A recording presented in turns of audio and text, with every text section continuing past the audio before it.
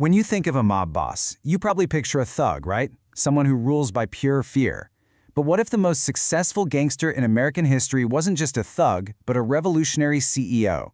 A guy who looked at the criminal underworld and didn't just see a street fight, but saw a chaotic, inefficient, and frankly unprofitable industry that was just begging for a hostile takeover. And that idea really gets to the core of it.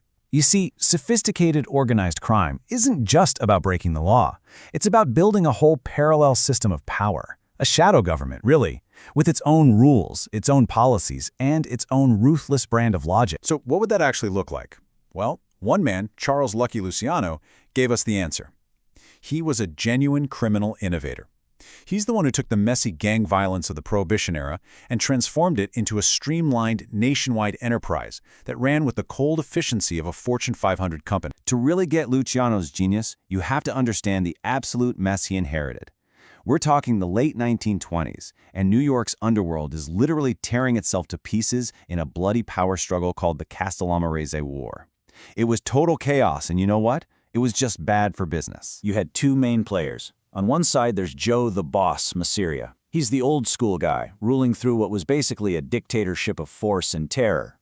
On the other side, you've got the challenger, Salvatore Maranzano, leading a rival faction from Sicily. Their war was all about old-world vendettas, and it was just bleeding money and disrupting everyone's rackets. And the violence just kept getting worse. It kicks off in 1929. By 1930, they're taking out key players and targeted hits. By early 31, the tide is turning hard against Masseria, and it all comes to a head just a couple of months later. All this bloodshed and instability, well, it created a power vacuum, and a young, very ambitious gangster named Lucky Luciano saw his moment. See, Luciano was different. He wasn't sentimental like the old bosses. He was a modern, pragmatic thinker. He saw all this constant fighting as totally pointless and, more importantly, inefficient. He was convinced there was a smarter, more profitable way to run things, and he was willing to do whatever it took to make his vision a reality. So his first move, it was a work of art as far as betrayals go. He cuts a secret deal with his boss's rival, Maranzano. Then he invites his own boss, Masseria, out to a restaurant in Coney Island. At some point, Luciano excuses himself to go to the bathroom, and that's when the assassins moved in. I mean, it's brutal, for sure, but it was also a cold, calculated, strategic move. With Masseria gone, Maranzano makes himself the new boss of all bosses. But he makes the same old-world mistakes. So when Luciano gets word that Maranzano is planning to have him killed, he strikes first. And this was just a stroke of genius. He sends in a team of Jewish gangsters, men whose faces were totally unknown to Maranzano's crew, disguised as federal agents. They walked right into Maranzano's office and took him out. Think about that. In less than 5 months, this young guy orchestrates a complete coup. He gets rid of the two most powerful mafia bosses in the entire country and ends the war. Not with loyalty, but with a brilliant and totally ruthless corporate-style takeover. Just like that, he was in charge. But here's the thing. The assassinations, that wasn't Luciano's real masterstroke. That came next. His greatest innovation was what he built from the ashes of that war. A system designed from the ground up for stability and, most importantly, for profit. Right away, his first act is to get rid of the title Capo di tutti capi, the boss of all bosses. He totally understood the psychology of power. Putting one guy at the very top just paints a giant target on his back. It's basically an open invitation for the next hungry gangster to start another war. The position itself was the problem. So, in its place, he creates his masterpiece, the Commission. You can think of it like a corporate board of directors for the mob. Its entire job was to settle disputes, approve big projects, and set policy. It was designed to replace bloody vendettas with boardroom negotiations. And the scale of this thing was national. This wasn't just some New York club. The Commission brought the big families from Chicago and Buffalo to the table.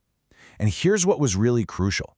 Luciano gave his trusted non-Italian partners, guys like Meyer Lansky, a seat at the table in an advisory role. He knew that when it came to making money, talent was way more important than what country your parents came from. And make no mistake, the Commission had real teeth. There's this famous story where the hot-headed gangster Dutch Schultz decides he wants to kill a prosecutor named Thomas Dewey. The Commission meets, and Luciano argues that killing a DA is just bad for business. It would bring a federal crackdown that would hurt everybody's bottom line.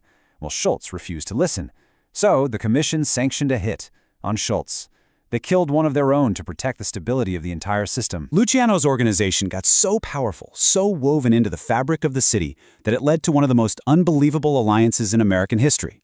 A secret pact between America's #1 gangster and the United States government itself. But first, you have to appreciate the irony. The very same prosecutor whose life the commission had saved, Thomas Dewey, is the one who successfully prosecutes Luciano in 1936.